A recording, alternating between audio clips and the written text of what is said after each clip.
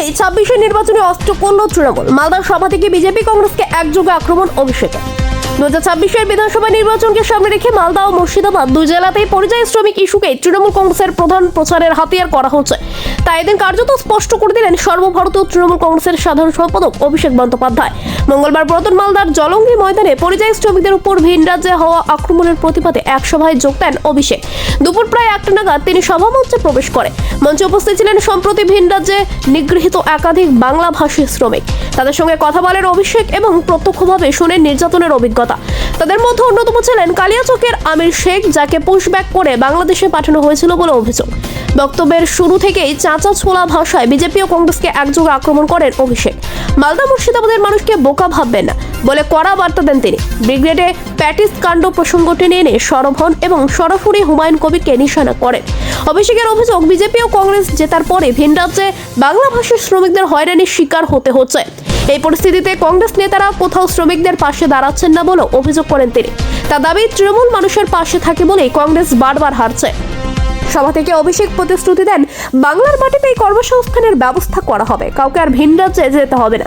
তিনি বলেন, বাংলায় তৃণমূল বিজেপিকে ভেঙে দিচ্ছে, কিন্তু অন্য রাজ্যে উল্টোটা হচ্ছে। প্রধানমন্ত্রীকে চ্যালেঞ্জ ছুড়ে দিয়ে জানান, আগামী 17 তারিখ যে মাঠে প্রধানমন্ত্রী সভা করবেন, ফেব্রুয়ারিতে তিনি সেই মাঠেই পাল্টা সভা করবেন।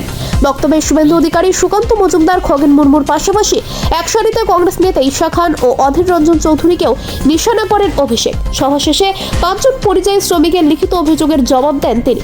এরপর শ্রমিকদের সঙ্গে মধ্যাহ্ন ভোজন সেরে সভাস্থল ত্যাগ করেন তৃণমূলের সর্বভারতীয় সাধারণ সম্পাদক।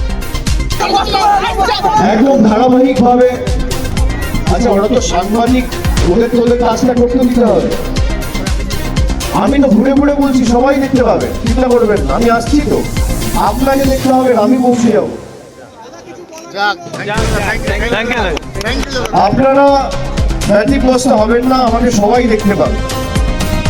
2021 সালে আপনারা প্রথমবার তৃণমূল কংগ্রেসকে বিপুলভাবে ভোট দিয়ে মালদা জেলায় 12টা আসনের মধ্যে 8টা আসন জিতিয়েছে।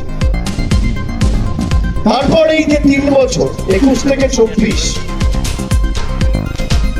রোজ দুটো করে লোক মারা যাচ্ছে। কালকেও ইংলিশ বাজারে একজন বিএলও কাজের চাপ নিতে না পেরে আত্মহত্যা করেছে। এখনো পর্যন্ত প্রায় 65 জন আত্মঘাতী হয়েছে। এই জন্যই আমরা এসআইআর এর বিরোধিতা করেছি। কিন্তু ভয়ের কোনো কারণ নেই। যদি কেউ বাইরে থাকে, আপনি অ্যাপ্লিকেশন করে একটা কপি পাঠিয়ে দেবেন, পরিবারের মেম্বারদের বলবেন যে তৃণমূল ক্যাম্প অফিসে যোগাযোগ করতে।